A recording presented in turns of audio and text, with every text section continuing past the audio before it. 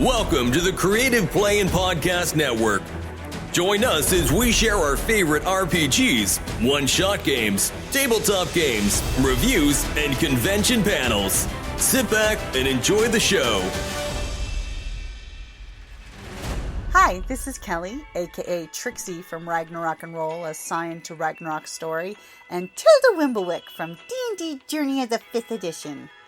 First off, I would just like to say thank you to everyone for listening to our varied adventures, as well as for rating us on iTunes and RPGpodcast.com. If you haven't rated us yet, we would greatly appreciate it if you could.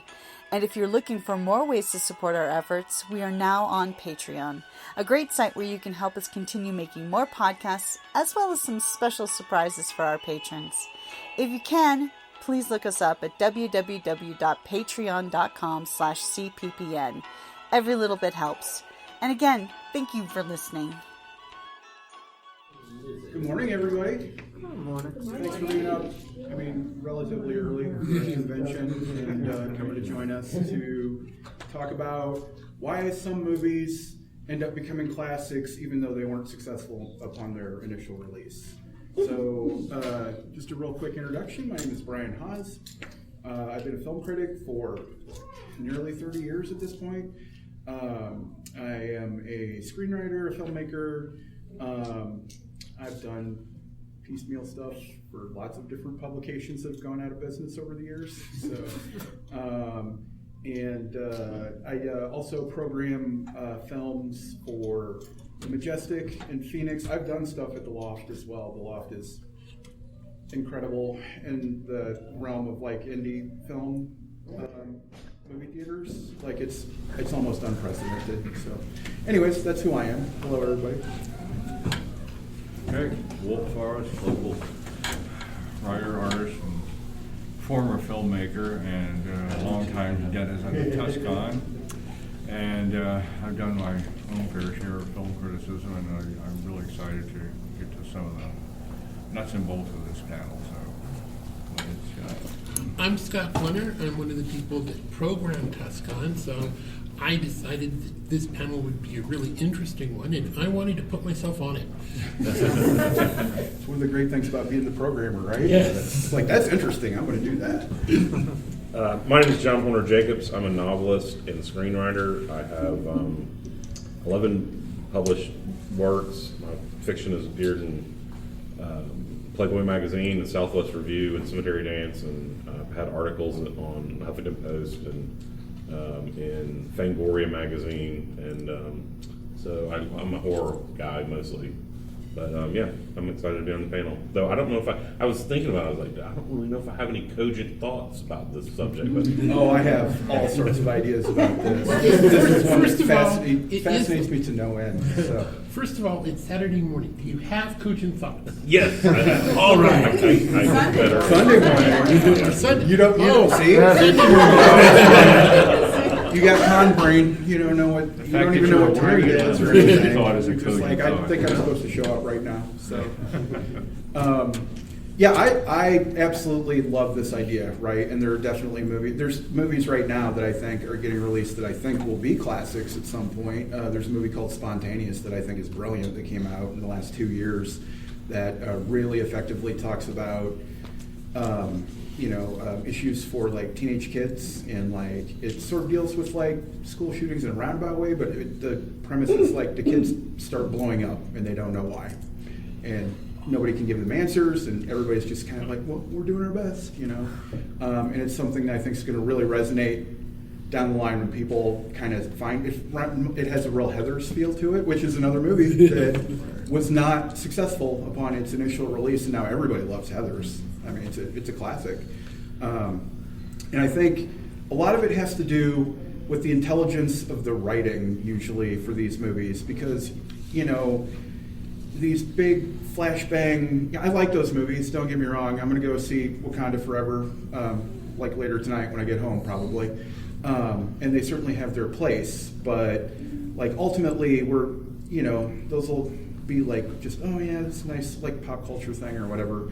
But something like Blade Runner that just completely changes the way we think about a lot of different aspects of filmmaking and how like resonant it was for the way things are now. Like that's Blade Runner's what things look like now. You know, we don't have the flying cars yet, but like largely a lot of the aesthetics. And it was a huge flop when it came out. Like they were just like, you know, people got fired over Blade Runner, and you know now it's like certified so good that it has a sequel that I think the same thing is happening to. Like people didn't really go see Blade Runner 2049, and it's brilliant. You know, I think it might be better than the original, to be honest with you. You know, people will catch up to that because I think, you know, there's that real intelligence to the writing and like it just characters that grip you. I mean, those are some of the things that I think just sort of make these really memorable experiences where it just gets passed on word of mouth and eventually people just catch on. And the original Blade Runner was set 3 years ago. I know, right? Where's the flying cars? Where's the flying cars? Well, I think that Blade Runner is a perfect example. I think one of the reasons why it might have, whenever you mix genres, it poses a real conundrum to how to market it to people and get the like, is it a science fiction? Do we play up the noir aspects? Do we play up the science fiction part? And people are like, well, it's sci-fi, but it's like a detective, you know, and people just at the time weren't, you know, really, yeah. The idea of like melding different sort of genres like that, like seamlessly, wasn't really a thing yet. You know, not in the way it is now, where you're just like, here's a high concept, you know, piece, and they're just like, oh yeah, okay, fine, I buy that. There's two Earths that sit like this close to one another. It's all about classism and stuff like that. Yep, fine, buy it. Well, totally. almost one of the things that the cult movie needs is for the movie to do something on a genre that's completely unexpected, like Heathers. Yeah. Okay, you know, Heathers is done pretty much in the middle of all of the, you know, Hughes teen movies. Mm-hmm. And if you go into Heathers expecting that, ooh. You're about to get your teeth kicked in, you know. And you probably deserve it, because you need it probably. You know? Yeah. Well, my first experience with a film that didn't do well when it came out and yet became a classic was The Wizard of Oz. Yeah. It was made in 1939, which many people say was the best year for film ever, because you can go down the list of films that came out that year, and it's like, did it get lost in the shuffle? The fact that Victor Fleming, who directed The Wizard of Oz, was one of 4 directors. The last one he also did Gone with the Wind and all that, but it did not make a lot of money until the mid-1950s, when my generation were just entering school, and we saw it on TV for the first time. It was always on Thanksgiving weekend, because they know the kids had 4 days off, and so I always associated with Thanksgiving, and I never got to see The Wizard of Oz on a big screen for probably 15 years later.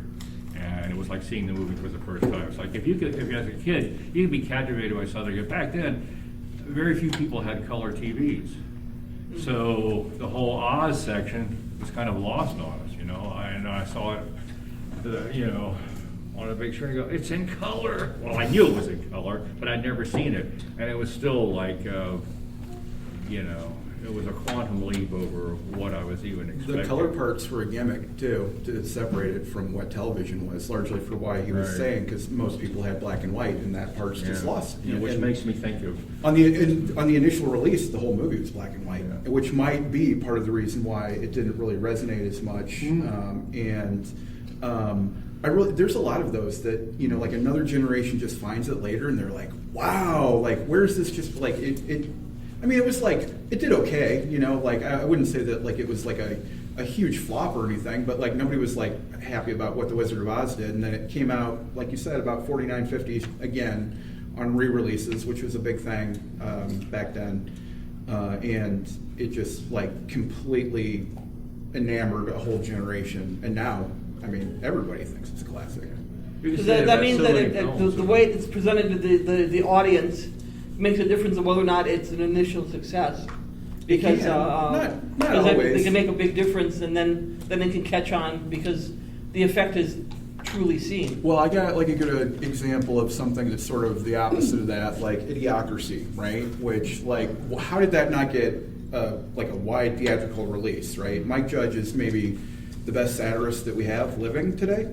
That guy gets it. That guy just gets it. And he's not mean about it, too. That's the thing that I really appreciate about Mike Judge. He's just showing you, and it's like, it's ugly, and, you know, like, we need to sort of address some of those things, but, like, I think it was largely because they saw it was a comedy, but it's got a real political bent to it, and they were just like, how do we market this? And they were just like, maybe we just don't. And it got dumped in a couple of dollar theaters, you know, because they didn't know what to do. They had like a theatrical contract with Mike Judge because it was after Beavis and Butthead or something like that. And he's like, no, it has to play in theaters. And they're like, okay, well, we'll put it in like $200 theaters.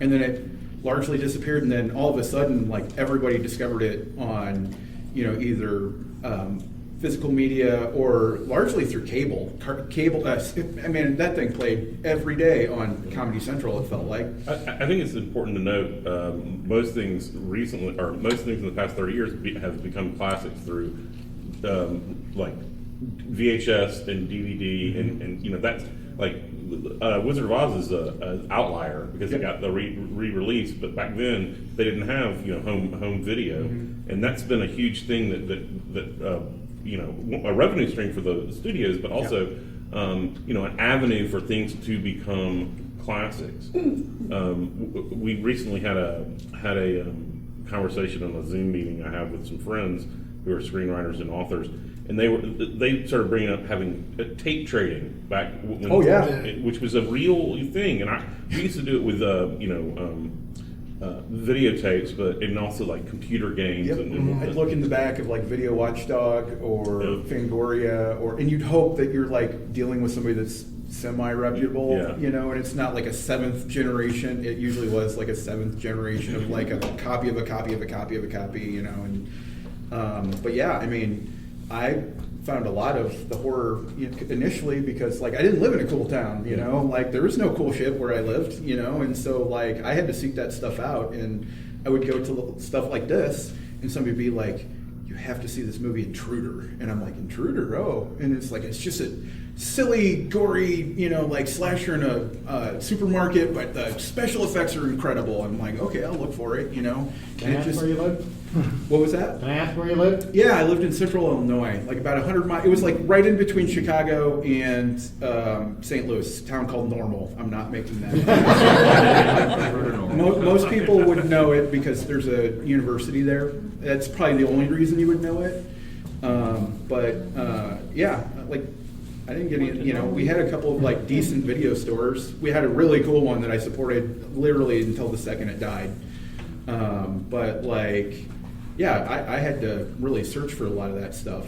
And a lot of the foreign films were really tough to find. You know, I love the classics too. Like I love the grindhouse exploitation stuff, but that doesn't mean I don't want to watch something like, you know, The Wizard of Oz also. Well, that was the original reason why conventions had movie rooms, is because that was the only way that you could see a lot of these things.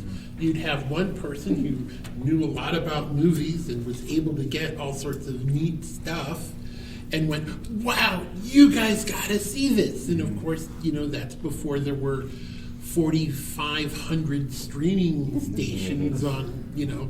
Well, that's part of the reason why conventions were made, is that people came to the movie room with their tapes in hand and shared them in the convention before the copyright people got crazy about it.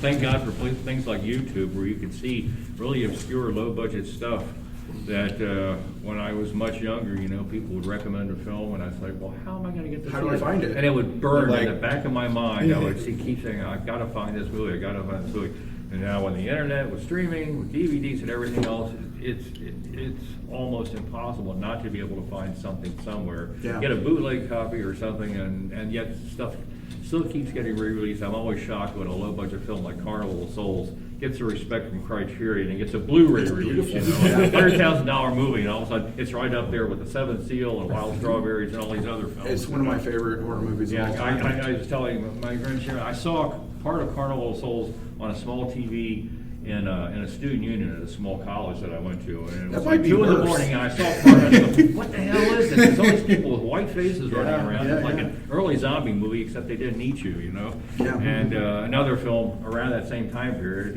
Carnival Souls came out in '62, is Spider Baby. Oh, Spider-Man. I love Jack Hill. If you've never seen Spider Baby, it defies categorization, and it's one of Lon Chaney's better last movies. You know, he did a lot of crap in the late '60s before he died in '73, but Spider Baby is priceless, and it's gotten a Blu-ray release now. Yeah, it's pretty easy to find now. Yeah, a lot of these things were stuff that I like put, you know, that note in the back of my head for 30 years and look at stuff, and now I find it streaming, you know, which is actually great, you know, because like, I don't want somebody else to have to do what I did, right? That was really hard, you know, and it was not fun most of the time, and you got burned a lot of the time. So like, I love the fact that it's really easy to find. I'm not a gatekeeper. I'm not like, you had to go, you know, into these tape rooms and find these movies, or it's not really, you know, who cares about any of that shit, you know? I love this, you know, and stuff. And there are movies now that I'm just like, oh man, I really wanted to watch that. You know, box art that's like burned in my brain forever. Like it's fun sometimes because there'll be like a movie called The Beast Within, right? That had a great box art, right? I would look at it, but I never got the opportunity to see it, right? And then years later, it's streaming, and it's a terrible, terrible movie. I mean, it's just awful. And I'm just like, this is what I wanted to watch for 35 years? Well, the box art drew you in. Yeah, of course. The same way with American International Pictures. They create the poster first, then they write the script and do the movie. Yep. And 90% of the time, whatever you saw in the poster wasn't in the film, but you can't get your money back. You know, rarely you can say, "I didn't like this movie. I want my money back." So. Yeah. And I think like horror specifically is really good at this because like we are really good at going back and like letting people know about, you know, like I feel like John Carpenter's whole career post Halloween was sort of like this, where like why were nobody going to? All he did was make like 10 classic movies in a row. You know, I mean, like all-time classics. And you know, like The Thing. You know, like I hear him talk about The Thing now. You know, somebody said like, how do you feel about all the success and you know the classic status of The Thing now? He's like, I mean, it's cool, but like didn't help me get movies made, you know, back in the 80s, you know, that almost derailed my whole career, you know. And so I think that's really great. Or something like Event Horizon, which didn't really do very good when it was initially released, and it's one of the best, it's like the best Lovecraftian space thing ever, right? If you want to get space involved with it. There's other Lovecraftian movies that I think are the same ballpark, but like you add the element of space to it, and that's something that happens a lot in Lovecraft stuff because it's where's the dark places? Space is a dark place, you know. That's sort of come around, and people just love Event Horizon now. And like we sold the screening out of it in Tempe when like I went and saw it, and there was like 3 people in the movie theater on like the opening Friday night or something. You know, nobody came, nobody cared. Now we're selling out movies of it, you know, 25, 30, whatever it is. I don't remember exactly when it came out. And Late you're 90s. talking about John Carpenter. Remember Dark Star, which predates Halloween, and that, you know, took years to find its audience, but now it is the poster child. It's a cult classic. That would certainly fit all the parameters of what a cult classic is. Low budget, you know. He didn't really fit anywhere. He really didn't like to be boxed into the horror, you know, like, I think there's less of the sort of negative side of being labeled horror. You know, back then it was just like, horror was like, it's like you get played next to the you know, the porn houses and stuff like that. And so it was just like very looked down upon. And he made stuff like Assault on Precinct 13 that is just awesome. And, like he did a bunch of stuff that was really good. I think he did like comedies that were pretty decent, you know, but nobody wanted, you know. And now he's like, I think he's finally going to make another movie, but it's been like, I think 15 years since his last movie, and like somebody that's, you know, like that, and he gets to be, you know, he gets to go be a rock star now, and he's making good money. And I ain't saying that he's hurting or anything. You know, every time Halloween comes out, another check magically appears in his hand. You know, but like. Just imagine that somebody like that can't get a movie made.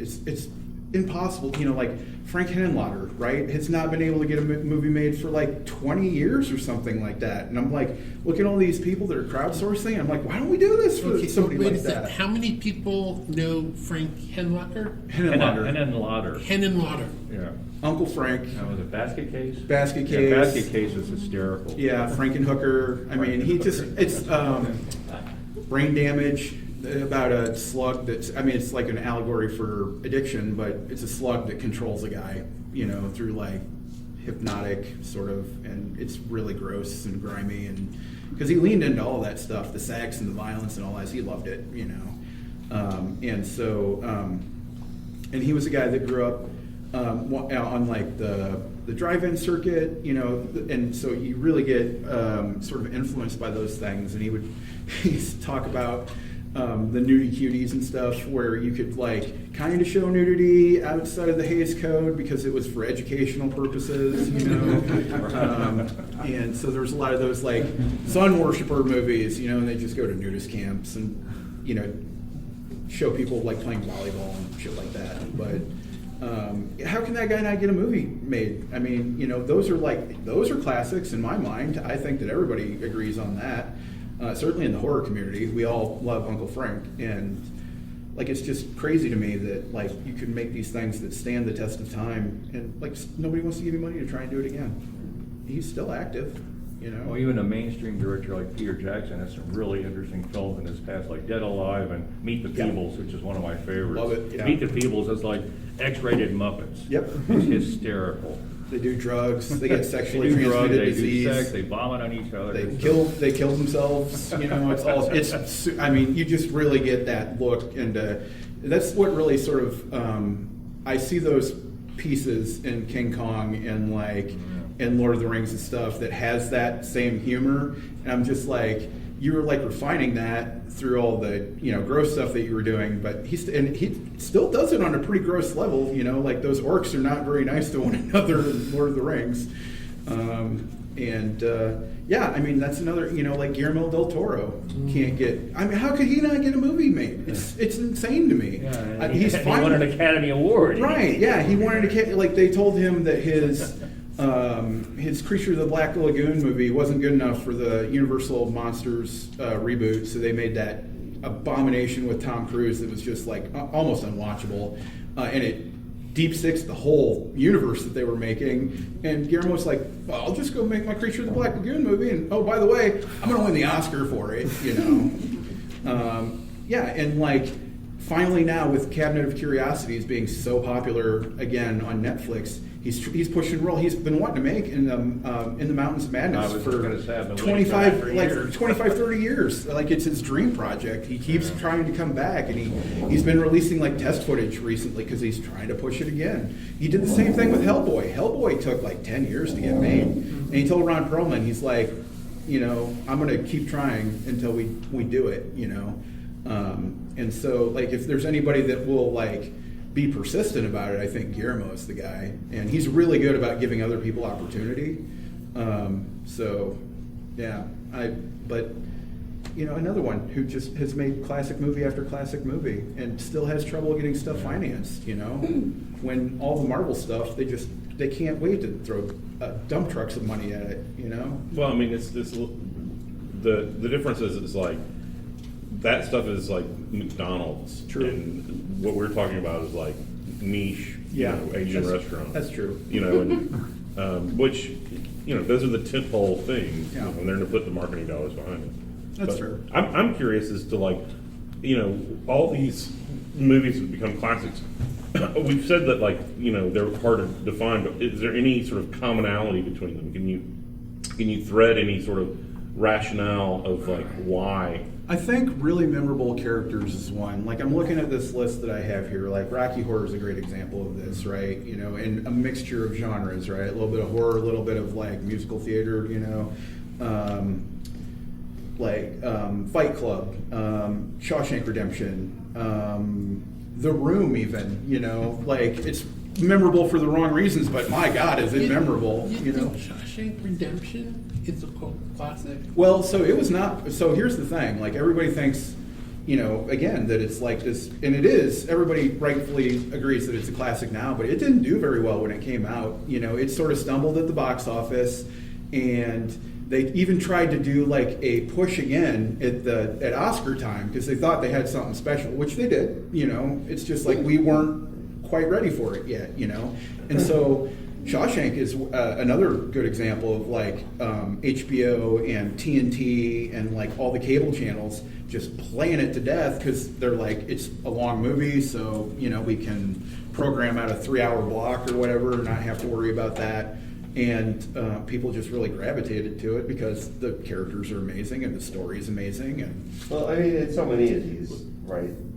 The biggest key is how do you advertise it? Right? I mean, what is the elevator pitch for Shawshank Redemption? It's tough, yeah. Yeah. I mean, it's a prison movie, but it's not one of those prison movies. It's there's a guy. It's a tough one to logline. Working this long con that eventually leads to him escaping, and then there's the funny accounting, and the description of the movie. Yeah, and it's also complicated by the fact and it's by Stephen King, but it's not horror. Right. It's not horror.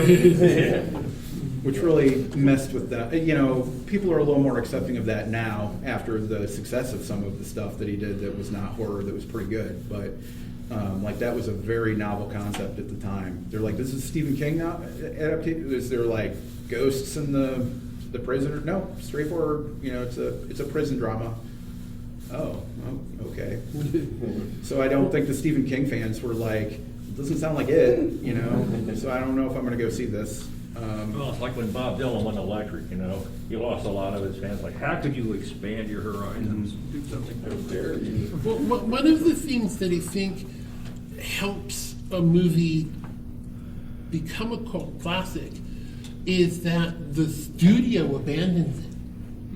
Yeah. Because for, the reason why Wizard of Oz was shown every Thanksgiving was because it was cheap. Yeah.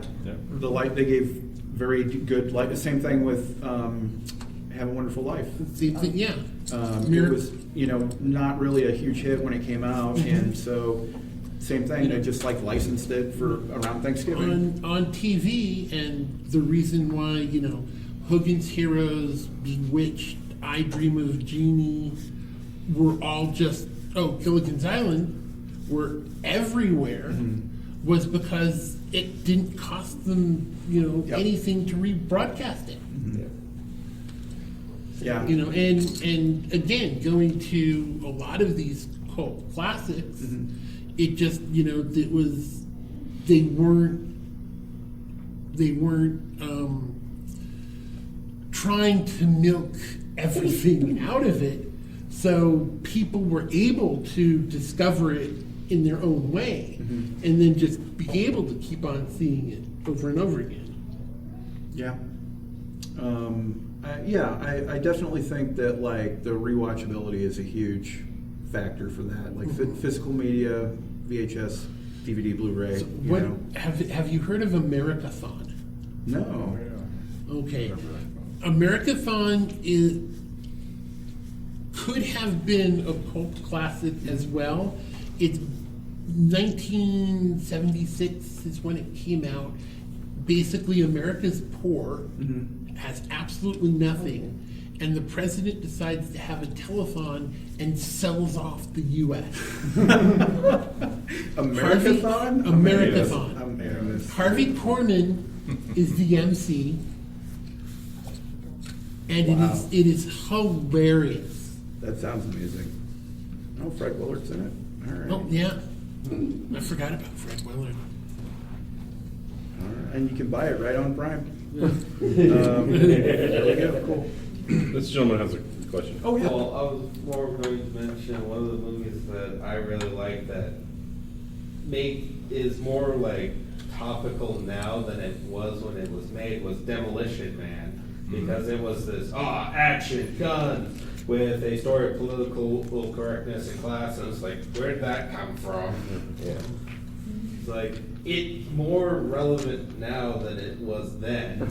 I think a lot of the things that become classics, also through physical media and rentals and whatever, but some of them tap into the spirit of the time before it was really the spirit of the time. And it's like the creative people, usually the vision of the guy or woman who had the idea to make it was a little bit ahead of their time because they're sort of out of the mainstream, right? And but that's what makes it like connect with us like a subculture, a subgroup of people that sort of keep it alive. And it's usually the fandom that really sort of gets those movies to become classics.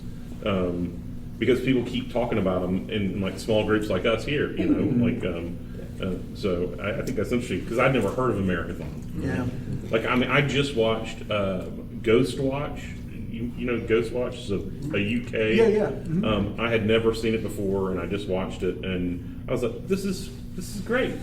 I can see, how it scared all of Britain, when it came out.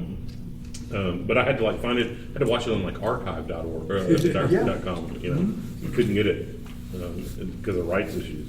But yeah, it's I think some of them are just like someone mentioned in the thing. It says Buckaroo Banzai, which was so quirky and out of the mainstream, but it appealed to people who felt that way. It felt they felt like a little bit out of the mainstream, and that's a small subset of America, but it's enough to make it through repeat watching a classic.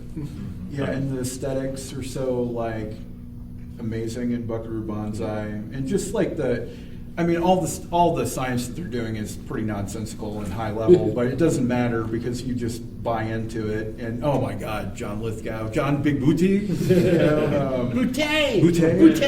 That cast they lucked into, 2 years later would have been a 20. It would have been impossible to do, right? Yeah, post Lithgow and Weller and post RoboCop, they couldn't have done it. He would have been too big. But they got him at the right time. Goldblum too. You have to remember how those films were made, because and I forget the name of the producer, but he basically said, "Okay, I will give you a lot of money for a 10-movie contract. We will do 10 movies together. I will throw money at you. Right now, nobody thinks you're good, but I think you could be a star." And he really was good at being able to pick those people, because almost all of them are currently stars. Yep. Big stars. So, yeah. Well, just like the Monty Python crew, the British TV studio said, "Here's money, here's a set, do something." Saturday Night Live does the same thing. When they were just let loose and were able to experiment on live broadcast shows. That was more like an opportunity because of when they're showing it and not really caring. There was when Saturday Night Live came out at 10:30 on Saturday, there was nothing. Maybe a monster movie, maybe. Most of the TV stations would turn off pretty early, and so the real brilliance on Monty Python was that they took a cut and pay to get the tapes. Yeah. Right? Because back then, the tapes were those guys were smart. Right? Yeah. This is why, the first, 3 seasons of Doctor Who were gone forever. Right. They'll never be seen again. And why but Monty Python all of those guys had work that went away because of that. And when they started forming it, they're like, no, we need the tapes. And they wanted to put that in their contract. And the guy looked at them like, why would you want to keep the tapes? Right. And they said, don't worry about it. Just let us have the tapes. Well, now that's going to cost us money. We'll take a cut and pay. We want the tapes. And so they got the tapes in the contract, which is what allowed them to rerun it, to sell it in America, all just because they were like, no, we want the damn tapes. And Monty Python was not really that big when it initially came out, because people just, again... Yeah, it was too wacky. They didn't know what to... There were no transitions. People were going, what is this? It was very experimental, and that was very out of the ordinary then. There wasn't, all these different, Monty Python's really a trailblazer. You get to somebody like the Kids in the Hall that do very similar sort of stuff. and nobody even bats an eye because there was all these other people that came before that sort of like blazed the trail and said, why does it have to have a narrative? Why can't it just be absurd stuff that we want to throw together? Absurdist humor it's a hard sell in mainstream. It takes a certain different kind of person to like absurdist humor. Yeah.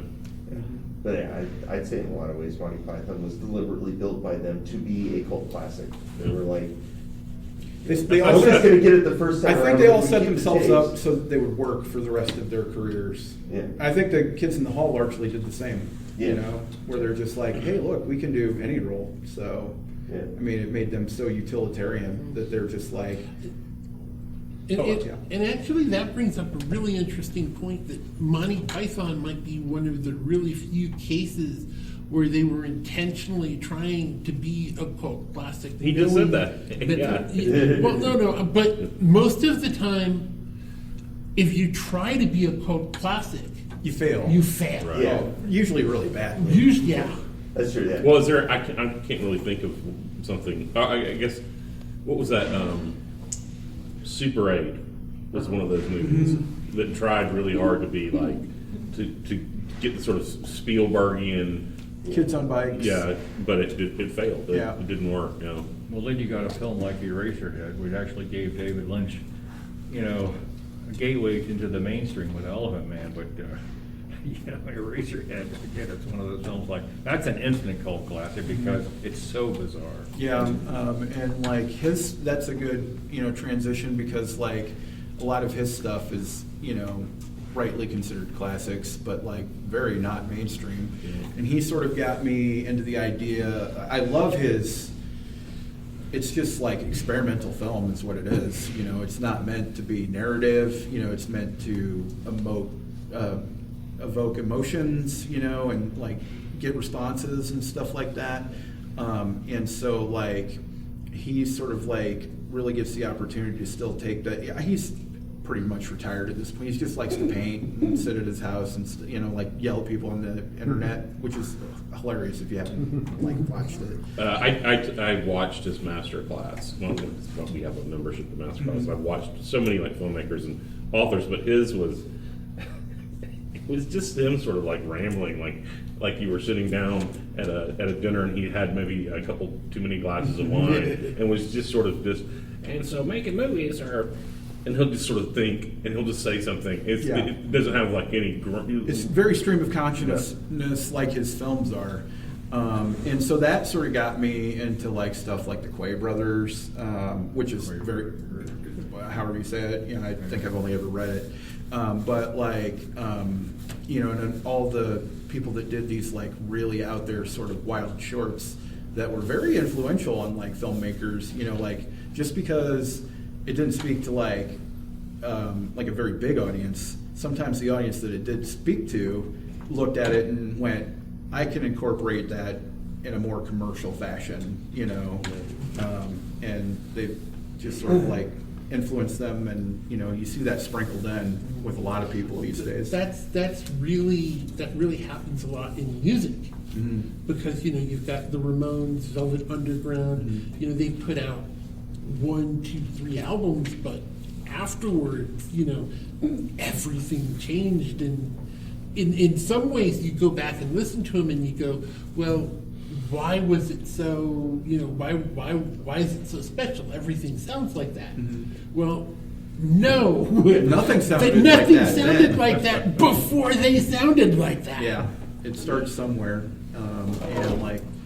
That's a very DIY sort of just a bunch of, bratty teenagers getting together talking about they want to sniff glue or they don't want to do this or whatever. I love the Ramones. I really kind of wish that Joey would have lived long enough to see what happened. Right? He got a taste of it, right? But not like. I mean, he was on MTV. Like he got a taste of it. A taste of it, but like now the Ramones are like. I mean, my God, they pop up in everything now, and they're just like so synonymous with pop culture. I talked to John Waters a little bit about this too, about like, is it weird that all these people were so anti-you for so many years, and now all of a sudden you're beloved, and like people are taking their grandmothers to see the Hairspray musical and stuff, and he's like, it's just. He's like, you stick around long enough, and sometimes people like you. Oh, you when know? Pink Flamingos becomes mainstream, I'm going to start worrying about civilization. And Pink Flamingos That's fair. Rocky Horror being played on MTV with no cuts. Yeah. But Yeah. For Waters, actually, I think one of the big things that helped him was documentaries. Because there was like a 5 or 10 year stretch there where he was one of the go-to guys for documentaries about the edge of the film industry, right? He knows everything. Yeah, That he guy's knows everything. so smart. I think like the first one was this film not yet censored, or not yet rated. Yeah. Which talked about the whole censoring and rating Yep. process, for which of course John Waters knows everything because he's resubmitted all those movies Oh, yeah. a dozen times to get a rating. Right, and then there were a bunch of other of those documentaries. Pink Flamingo never had a rating until whatever the re-release was, and they gave it an NC-17. But all those years, it was just like, because he didn't care, and like, my God, you talk about somebody that was lightning in a bottle, and really But like spoke his to ability a to real talk about subset. so many aspects of the movie industry, And in a very entertaining positive and not, he's never mean, right? Like there's all these people that do things that I think are similar to John Waters, but they're mean about it, right? John Waters is never mean about his characters. He doesn't hate his characters. He's actually quite empathetic to his characters. Another interesting masterclass. Did you see that? I haven't watched that one. Okay. But yeah, I mean, I just think there's like this real positivity to like all of John Waters' work, even like even Pink Flamingos, where the whole idea is like, I want to be the most offensive person on earth, and people fight over being the most offensive person on earth. And I mean, plus, he had Divine, so Divine was special. Divine's another one that I wish could have sort of seen what happened afterwards. I'll bet they would have couldn't have even believed what happened with Hairspray. I'll bet. Yeah, nobody saw that. No. Nobody saw it. John Travolta? Oh, yeah. It's wild. The whole thing is wild. What I also want to open it up to you guys, because I love interaction, and you guys definitely, I'm sure, have some thoughts on this as well. We can continue to talk about this for another 20 minutes or whatever, but what do you guys think? Anybody? Well, you hit all the ones that I was thinking about. Well, I'd like to bring up another director that maybe not a lot of people have heard of, but I think he's brilliant, is Richard Stanley. He did a science fiction film in 1993 called Hardware, which I'm not even going to try to attempt to describe to you, but I think it's brilliant. He also did a film which is kind of a slasher, drifter, road movie called Dust Devil. Dust Devil, yeah. Which is set in South Africa, I think, or somewhere. The Outback, or Maybe it is South Africa. Anyway, that I love. I would recommend it highly. And the only mainstream opportunity he's really gotten, and again, he's like Guillermo del Toro, where it's like someone of his talent should be getting more opportunities, but he hasn't done anything in quite a while. And the only mainstream thing he did, which turned out to be a disaster because of so much studio interference, was a remake of Island of Dr. Moreau. Yeah. In the late 90s. There's a documentary called, I think it's called Lost Souls, the making of Island of Dr. Moreau. That's absolutely fascinating. He is a really interesting person. Apparently there was some stuff behind the scenes, some icky stuff that's part of the reason why he hasn't worked in a long time. Icky stuff? Yeah, some not so great stuff. Yeah, definitely. He has like an aesthetic to his work as well. There's definitely a work. He did do The Color Out of Space 2 or 3 years ago, which is really good. Has Nick Cage, verse, in the whatever you want to call it, the reconnaissance of Nick Cage. We love to like tear our heroes down, then we love to build them back up again. I was so happy when the Unbearable Weight of the first studio movie in 20 years or something like that. It was incredible. I couldn't believe it. I'm like, this guy that's made billions and billions and no, you're yesterday's news now. Yeah. But that gave him the opportunity to like take some real opportunities and chances. And he made some real crap during that time, don't get me wrong. But like Pig is maybe the best thing he ever did. Yeah, Pig is such a great movie. That is a classic. It's like there was a scene in a restaurant where he's talking to a guy and talking to him about his dreams. And he's like, you only get really one opportunity for your dreams. And you know, like, why are you not doing what you were dreaming about? Why are you doing this other thing it is successful or whatever, but why are you doing that? You know, you had a dream of like something simple that sounded really great and you just gave that up, you know, for success. Well, the great thing I love that movie because it's a Nick Cage movie, so you expect there to be like violence or something. Oh, yeah. So when he's going to the restaurant, he's going to get this information because he wants his pig back because he loves his pig. Yeah.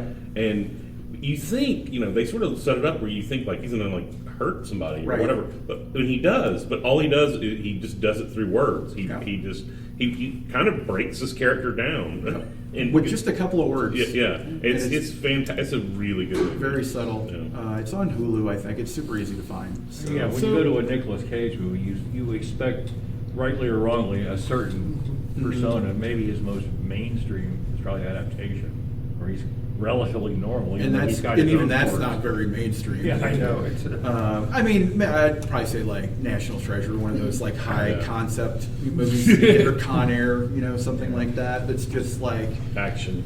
Yeah.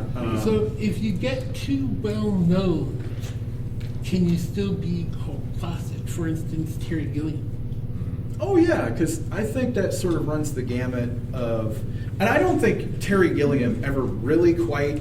I mean, he sort of touched the heights, but he never like quite got to the level that some of those other guys did. Even though I think his films are incredible. Well, oddly enough, with Gilliam, what he really became most famous for was making flops.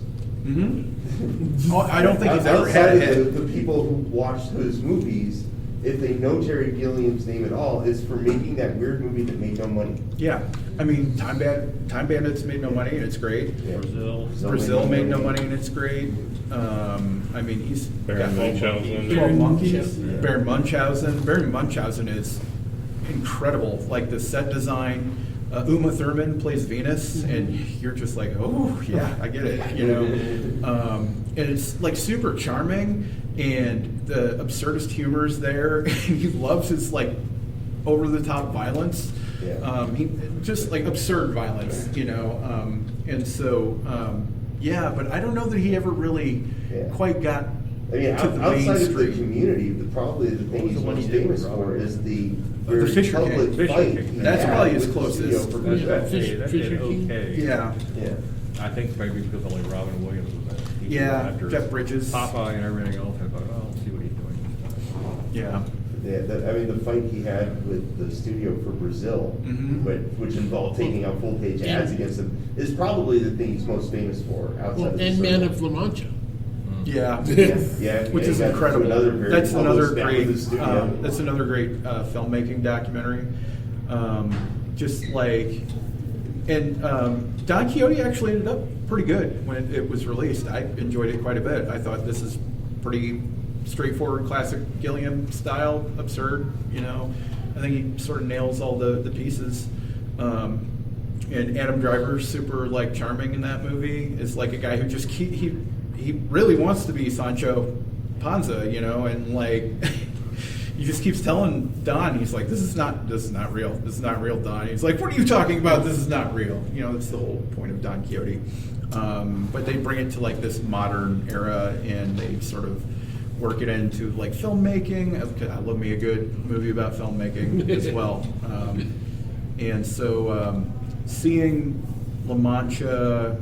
Oh God, it's been out for years and years, 15 maybe or something, because he tried to get it made right around 2000 probably, and he had the test footage and it looked fun, and it just sort of fell apart, even though he had Johnny Depp at the time to be the main star, and that's when Johnny was like white hot, you know, so still couldn't get it made, you know. And it made no money when it came out, so I understand why. They're just like, no, Terry, we can't keep giving you money like this. And then there's a very personal one that he did called Tideland that's very good, about a daughter dealing with her severely addicted father. That's a little more personal, I guess. I don't know the whole thing behind it, but that was what Terry said. He's like, this is my most personal film, I guess that kind of makes sense since, most of the stuff is very absurd and, very highbrow, like his lowbrow stuff was the Monty Python stuff, and that was still highbrow, highbrow, lowbrow, Who else? Anybody? Questions?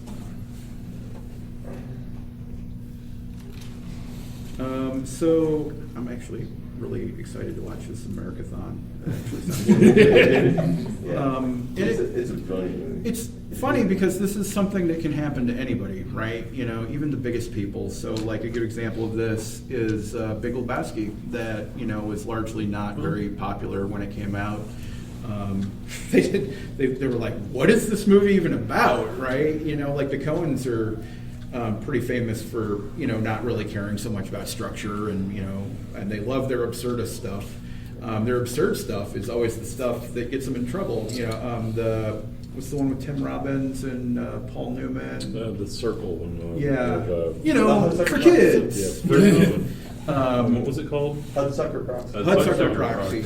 Another one where they're just, and like Jason Lee's like a fast-talking 40s, New York dame, like the journalist, and it's like a total throwback to those like screwball comedies of the 30s and 40s that were great. We just had that, snap, snap, snap, snap, like something like His Girl Friday, where it's Cary Grant and I'm forgetting her name right now. But I mean, that was like, at the time, it was the most dialogue ever in a movie because they just never stopped talking. And like, that's another one that's completely absurd, and there's a lot of like really ugly behavior by like the corporate people, and I'm sure the studio is just like, what do we do with this? That should be seen on a double bill with this, the Sweet Smell of Success in the late 1950s. Because it's both about, corruption in business and how things get done. It's like I say, those people who respect the law and like sausage should never watch either one being made. Yeah. Kind of that. And Barton Fink from the Coen Brothers. Another one, yeah. It's like the dark side of Hollywood. It's a and great how filmmaking movie. How the machinery gets oiled. So and John Goodman is so. Oh yeah. Oh, he's bad in that. He's one of our best actors. Well, and the cinematography on that is just amazing. Oh yeah. So this really isn't part of this particular panel, but not how not successful movies became classics. But we've been talking about cult almost the entire panel. So is it possible to be successful, popular, and still a cult? I'm thinking Woody Allen. I'm thinking Mel Brooks. Yeah, I think so, because like there's just a certain subset. Would you count those as probably, because like there's a certain subset of people that those people really speak to, that will always speak to, right? And so. Well, I think a lot of people consider things classics because they have a nostalgia for them. It reminds them when they saw it and whatever. But when a new generation discovers something and finds it in that is divorced from nostalgic purposes, then it's like right, like And I think Mel Brooks is that. Like his humor is like my kids think he's funny. Like, Dad, have you seen this Mel Brooks movie? I'm like, yes. Well, I was just thinking, you could not make Blazing Saddles today. Yeah. You couldn't make so most of offensive on movies. so many levels. Yeah. Well, Young Frankenstein maybe, but again, I'm not sure. But yeah, Blazing Saddles, which is the studios, which well, we're not touching. Young that. Frankenstein, another Broadway play. Yeah. The producers. Yeah. I mean, how do you have a comedy about making a musical called Springtime for Hitler and have everybody love it? It's absurd. Especially when you're planning to do it in Germany at the start of the war. Yeah. Pretty amazing. But actually, a lot of the spoof movies are popular. It's called Kill Bill and other ones which take the whole genre and make fun of it. Ooh, Kill Bill spoof movie? I mean, maybe a little bit for like I feel like it's more homage to like the the samurai movies and the spaghetti westerns and stuff like that. Because I mean, Quentin Tarantino never saw something he didn't want to steal. So I've said for years that Quentin Tarantino is the biggest thief in the history of film, and nobody knows it because they're not up on the history of film. So it's like he just wait. Bigger than Lucas?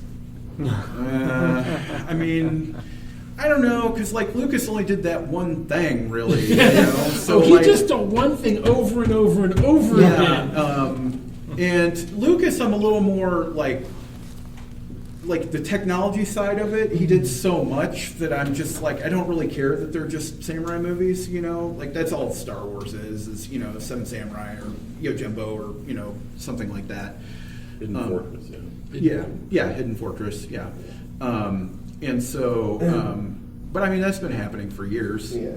See, now I wouldn't actually say Lucas or Tarantino are thieves, largely because they're so willing to talk about it. Right? I mean, Tarantino will spend 5 times the length of the movie he doesn't deny it, what certainly. he's taking it from.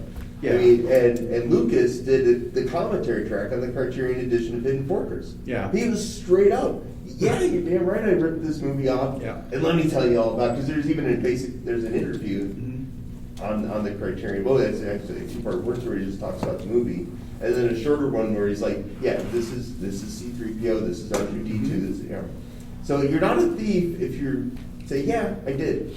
Right? It's an homage. It's an homage. It's a pastiche. That's what I was just telling honest. A reimagining. Yes, exactly. because all art is additive. Oh yeah. Cinema certainly. is even more additive than most things, except for music. So I mean, the all fact those- that you went and said, yeah, this is cool, I want to do it like Every that. shot that we take for granted in a movie now, at some point, somebody like pioneered that, and then everybody ripped it off. You know, Steadicam is probably the biggest one. You know, like Steadicam changed the whole way that every movie was made. You know, and the fluidity of the camera. You know, like the Blair Witch effect on watching a film. We have to have a seasick pill before you can watch it. I did get a little queasy in Blair Witch. There's another one that I just saw that was like that recently. I'm trying to think what that was, but I mean that might be a good example of one that like probably started out as a cult and then like just exploded. You know, where it was just like. A good example of that right now is like Terrifier 2, where they crowdsourced the whole thing. It's not studio at all. They were supposed to be in movie theaters for 3 days. And it's now week 7. They're still going, and have made $10 million. They've been in the top 10 the entire time. It's unprecedented in like the history of film. I'm really hoping that that's like a turning point where we get a little more of that drive-in grindhouse feel, and some of these guys there's some really great exploitation directors out there right now that I think are just like exactly like David Lynch or John Waters or people like that I think deserve an opportunity to have an audience find them as well. And I'm hoping because like right now we're floundering, cinema is floundering right now, and like largely everything that we do when we're programming is value added now. You know, that's how I pitch everything I do. This is the value that I add, and this is why you should pay more. This is why you should pay $15 to see a movie that is streaming somewhere right now. You come because I'm going to give you something, you know, some sort of insight or something like that.